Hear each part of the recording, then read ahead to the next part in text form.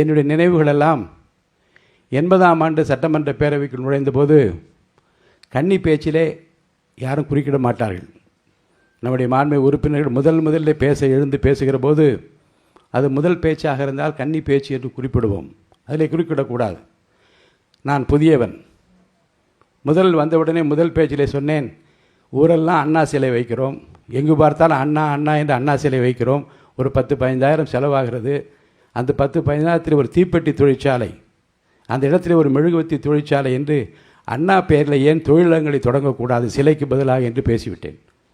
அனைத்து இந்திய அண்ணா திராவிட முன்னேற்ற கழகத்தின் அடித்தளமே அண்ணா தானே, அண்ணா சிலை வைக்கக்கூடாது என்று ஒருவர் பேசுவதா என்று சபையில் சலசலப்பு ஏற்பட்டாலும் கன்னி பேச்சு என்ற காரணத்தில் யாரும் குறுக்கிடவில்லை.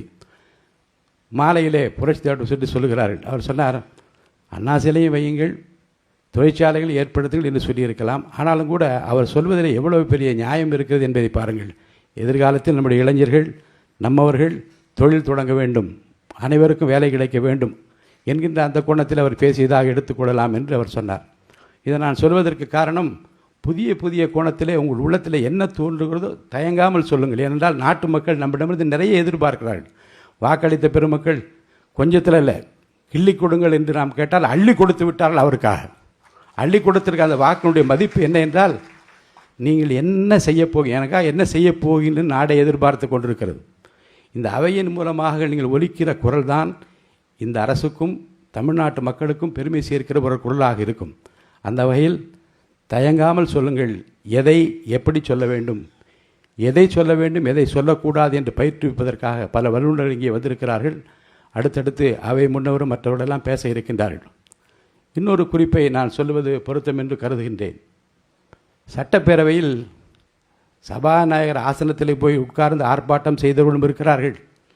சபையை நடத்த விடாமல் பல்வேறு காலகட்டங்களிலே சிரமம் கொடுத்தவர்களும் சிக்கலை ஏற்படுத்தியவர்களும் இருக்கின்றார்கள். அந்த வரலாற்றையெல்லாம் நீங்கள் நூலகத்தில் சென்று படிக்க வேண்டும் என்று கேட்டுக்கொள்கிறேன்.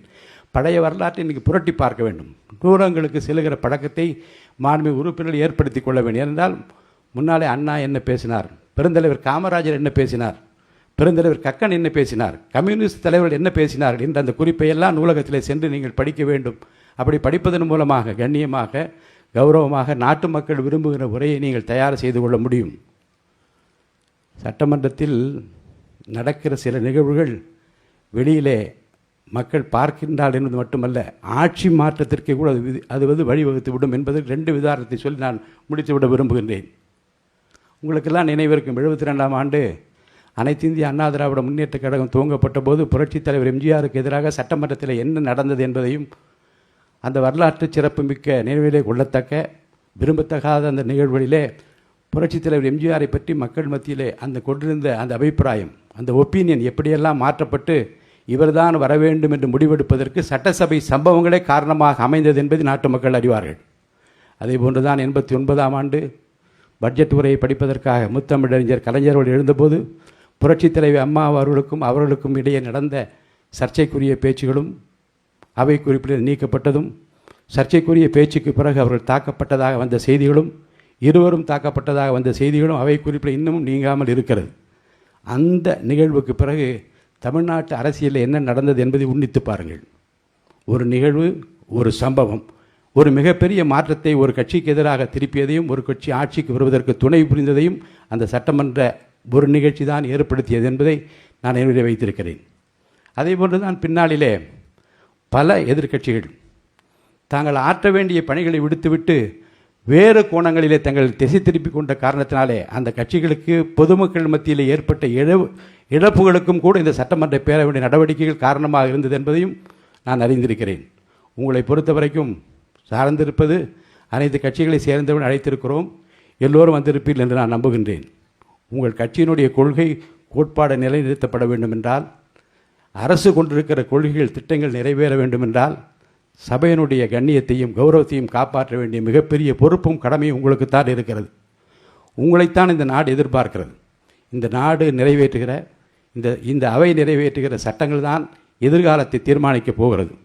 நம்மை பொறுத்த வரைக்கும் நாம் நம்முடைய முதல்வர் கையிலே பத்திரமாக இருக்கிறோம். நம்மை பொறுத்த வரைக்கும் நம்மை, இந்த அவையை, நாட்டை அவர்கள் கையிலே இறைவன் ஒப்படைத்திருக்கிறார். நாம் பத்திரமாக இருக்கின்றோம். அமைதி பூங்காவாக தமிழ்நாட்டை பார்த்து கொள்கிற பொறுப்பில் அவர் இருக்கிறார். அவர் எப்போதும் சொல்வார், கான்ஃபிடென்ட்டாக இருங்கள் என்று சொல்வார்கள். நாம் கான்ஃபிடென்ட்டாக இருக்கிறோம் என்றால் அதற்கு காரணம் அவர் தந்திருக்கிற அந்த புன்னையோடு சொல்லியிருக்கிற வார்த்தைகள் தான் என்று சொல்லி அவரை நான் வருக வருக வருக என்று வரவேற்கின்றேன். வழிகாட்டுங்கள். உங்கள் வழி இந்த அவை நடப்பதற்கு, நாட்டு மக்களுக்கு நல்லது செய்வதற்கு இந்த அவை உறுப்பில் அத்தனை பேரும் காத்திருக்கிறோம் என்று சொல்லி அவரை வரவேற்று மாண்புமிகு அமைச்சர் பெருமக்களையும், முன்னவரையும், துணைத் தலைவரையும், கொறடாவையும் மற்றும் அனைத்து மாண்புமிகு உறுப்பினரையும் வருக வருக என்று சிரம் தாழ்த்தி வரவேற்று அமைகின்றேன். நன்றி, வணக்கம்.